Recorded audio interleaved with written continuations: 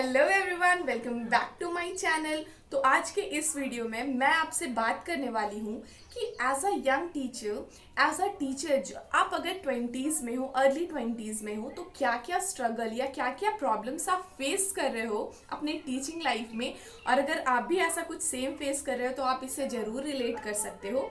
तो चलिए video start करते हैं। तो सबसे बड़ा प्रॉब्लम ये है कि आप अपना प्रोफेशनल लाइफ और अपना पर्सनल लाइफ ये दोनों को मैनेज करने में आपको बहुत दिक्कत होगा। क्यों? क्योंकि जब आप एक टीचर बन जाते हो उस वक्त आप बच्चों और बच्चों के पेरेंट्स के नज़र में एक टीचर हो, ठीक है। तो आप अपने पर्सनल लाइफ में कुछ करना चाहते हो, आप क्या पहनना चाहते हो, आप कैसा मेकअप लेना चाहते हो, ये सब का आपको बहुत सोच के चलना पड़ेगा। क्यों? क्योंकि जब आप एक रोड पे चल रहे हो वहाँ भी जब बच्चे आपको देख रहे हैं, उनके पेरेंट्स आपको देख रहे हैं, तो वो आपको एज अ एक टीचर के नज़र से देख रहे हैं। मतलब आप कुछ भी ऐसा वेयर नहीं कर सकते हो जिससे उनको लगे अरे मैम तो छोटी है, मैम तो ऐसे ड्रेसेस भी पहनती है। मतलब आप उनका टॉपिक ऑफ डिस्कशन क्लासरूम में नहीं बन सकते हो। तो ये चीज़ आपको बहुत मैनेज करके चलना पड़ेगा, और ये एक टाइम में आते आते ना थोड़ा प्रेशर आने लगता है इस चीज़ का। नेक्स्ट पॉइंट है जो कि आप सबको पता होगा कि मैं इस पॉइंट को डील करने वाली हूँ कि बच्चे आपको सीरियस लेते हैं कि नहीं लेते हैं। तो देखिए, ये तो कम्प्लीटली डिपेंड करता है। अगर आप क्लासरूम में जाकर के सीरियस नहीं हो, बच्चों के साथ हमेशा मजाक कर रहे हो, उनके चैप्टर्स को अच्छे से डील नहीं कर रहे हो, तो फिर वो आपको मजाक में ही लेंगे। लेकिन अगर आप यंग हो और आप उनका कॉन्सेप्ट अच्छे से क्लियर करवा रहे हो, तो फिर वो आपको कभी मजाक में नहीं लेंगे, वो आपकी उतनी ही रिस्पेक्ट करेंगे, ठीक है। लेकिन फिर भी एक बच्चों के दिमाग में रहता है अरे ये मैम तो मैरिड नहीं है, ये तो छोटी है, इनको क्या सीरियस लेना, ये क्या ही करेंगी, ये क्या ही डांटेंगी, ये तो हमसे कुछ साल ही बड़ी हैं।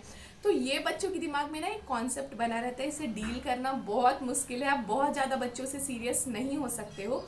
तो एक ये प्रॉब्लम आती है, खास करके मैं एक बायोलॉजी टीचर हूँ, तो आपको समझ आ रहा होगा कि मुझे कैसे कैसे सिचुएशंस डील करने पड़ते हैं। जैसे जब पढ़ाने जाओ बच्चों को और आप ऐसा कुछ टर्म्स यूज़ कर रहे हो तो पीछे से बच्चे हंसने लगते हैं, है ना। और आप उन पे कितना भी स्ट्रिक्ट हो जाओ, कितना भी डांट लो, कोई ना कोई बच्चा ऐसा ज़रूर होगा जो हंस रहा है, ठीक है। लेकिन वहीं पे अगर कोई मैरिड टीचर है ना, और या फिर कोई जेंट्स टीचर है जो बच्चों से काफ़ी रूड है, जिनसे बच्चे बहुत डरते हैं, तो वहाँ पे ये चीज़ें नहीं आती है। तो एज अ यंग टीचर ये चीज़ें भी फेस करना थोड़ा प्रॉब्लमेटिक हो सकता है।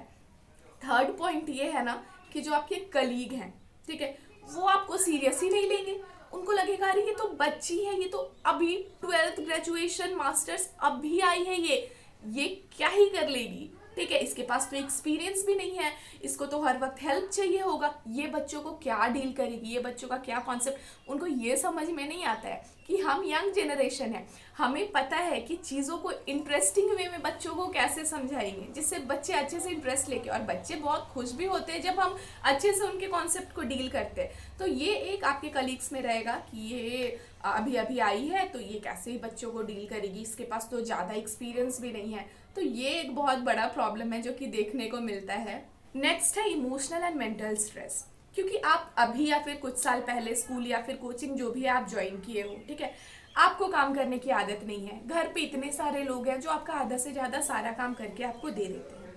तो भाई ज्वाइनिंग के बाद जब आपके स्कूल का वर्कलोड आना स्टार्ट होगा कि आपको 7 आवर्स कंटिन्यूअसली काम करना है, आप किसी भी काम को स्किप नहीं कर सकते हो। आप टीचर हो, आप स्टूडेंट नहीं हो। यहाँ पे आपका जब मन किया आप एब्सेंट कर दिए या फिर ये वर्कलोड को स्किप कर दिए, नहीं, आपको सारा काम करना पड़ेगा। तो जो एक वर्कलोड आता है ना दिमाग में जिससे आप भाग नहीं सकते हो, और वो जो बेसब्री से संडे का इंतज़ार होता है और छुट्टी का इंतज़ार होता है, ये जो मेंटल प्रेशर है ना, ये बहुत बड़ा प्रेशर है। ये ज्वाइनिंग करने के बाद मतलब कभी कभी ना चिड़चिड़ापन आ जाता है कि ये क्या हो रहा है मेरे लाइफ में, कुछ अच्छा क्यों नहीं रह गया है, मेरे फ्रेंड्स से मैं क्यों नहीं मिल पा रही हूँ।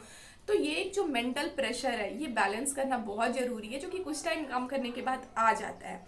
और एक क्लासरूम मैनेजमेंट, जो कि आपसे ज़्यादा ज्ञान आपको बाकी लोग दे देंगे कि अभी आप छोटे हो, अभी आपको क्लासरूम मैनेजमेंट नहीं आता है, आ रही हूँ, अभी आपको क्लासरूम मैनेजमेंट नहीं आता है, ठीक है, तो उनको नहीं पता है कि कोई एक यंग टीचर क्लासरूम किस तरह से मैनेज कर सकता है।